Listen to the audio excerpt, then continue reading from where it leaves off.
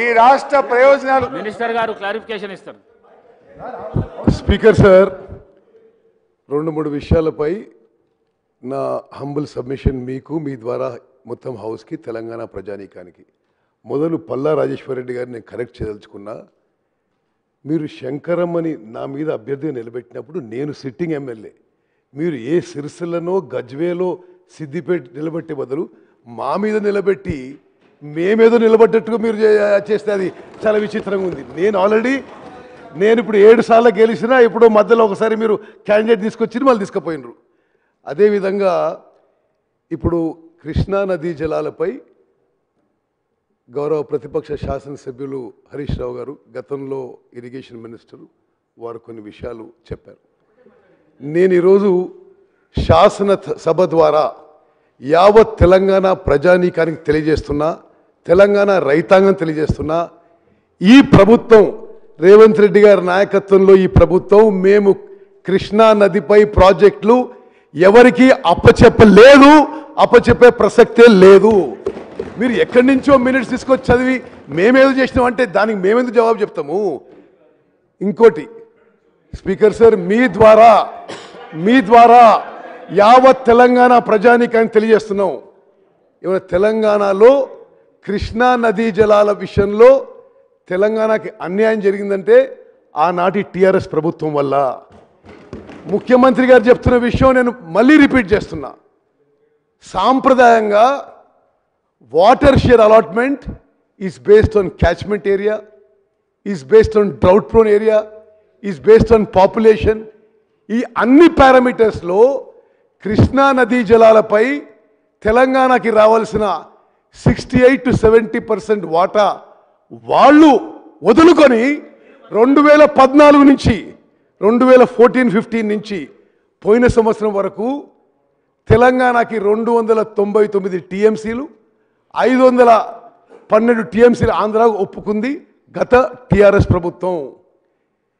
ఈ వాటా ఒప్పుకొని శాశ్వతంగా తెలంగాణకి అన్యాయం జరిగింది మీ ప్రభుత్వంలోనే.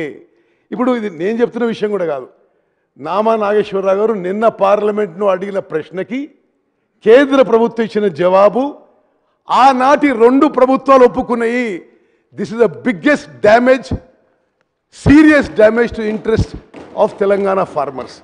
అదేవిధంగా మీరు హరీష్ రావు గారు, మీకు తెలుసు ఎన్ని విధాలుగా కృష్ణా నదీ జలాలపై తెలంగాణకు అన్యాయం మీ 10 ఏళ్ళలో జరిగింది.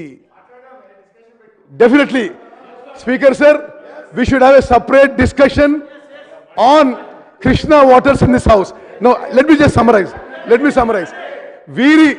వీరి హయాంలో కేసీఆర్ గారు ముఖ్యమంత్రి ఉండగా తెలంగాణ రాష్ట్రానికి అన్యాయం చేస్తూ ఆంధ్రప్రదేశ్ ప్రభుత్వం రాయలసీమ లిఫ్ట్ ఇరిగేషన్ స్కీమ్ కింద 8 TMC per day, 8 TMC per day తీసుకుపోవడానికి వీళ్ళు అనుమతిచ్చిండ్రు. దాని తర్వాత కేసీఆర్ గారు, జగన్మోహన్ రెడ్డి గారు ఏకాంత చర్చలు జరిపినరా లేదా?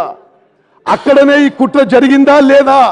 యావత్ తెలంగాణ ప్రజానికానికి ఈ విషయం తెలియాలని చెప్పి మనవి చేస్తూ, స్పీకర్ సార్, నేను ఆన్ రికార్డ్ ఇరిగేషన్ మినిస్టర్గా ఈ హౌస్కి తెలంగాణ ప్రజానికాన్ని తెలియజేస్తున్నా, కృష్ణా నదిపై ఉన్న ప్రాజెక్టులు కేఆర్ఎంబీకి అప్పజెప్పడానికి మేము ఒప్పుకోలేదు, ఒప్పుకోబోము అని చెప్పి కూడా మనం చేస్తున్నాం.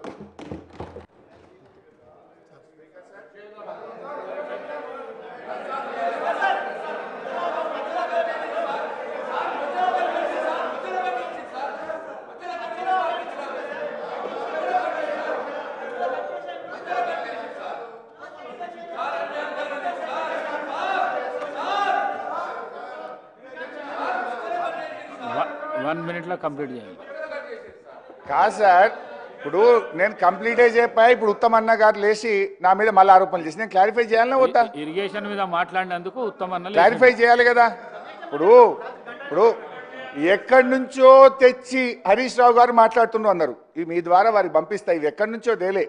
ఇది కృష్ణా రివర్ మేనేజ్మెంట్ బోర్డుది, కేంద్ర జలవనరుల